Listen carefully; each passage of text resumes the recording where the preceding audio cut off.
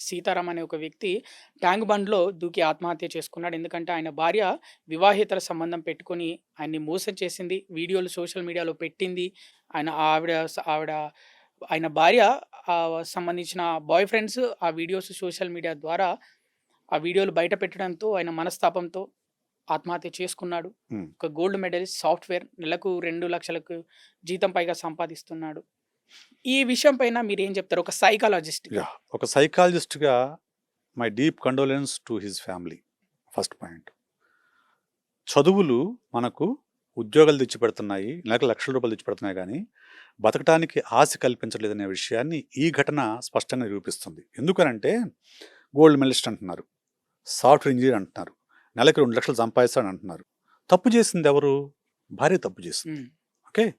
భార్య తప్పు చేస్తే ఇతను నచ్చితే తెచ్చి ఉంచుకోవచ్చు. నచ్చలేదా విడాకులివ్వచ్చు. చనిపోవాల్సిన అవసరం ఏంటి? పరువు. మెయిన్ ఎక్కడంటే చాలామంది ఈ హత్యలు చేసినా, ఆత్మహత్యలు చేసినా దానికి కారణం ఏందంటే పరువు. పరువు అనేది ఒక కనిపించని గాలిలో దీపం లాంటిదన్నమాట. మనము కనిపించకుండా మోస్తున్న బరువు అది. పరువు అనేది మధ్యతరగతి వాళ్ళలోనే ఉంటుంది. హ్మ్.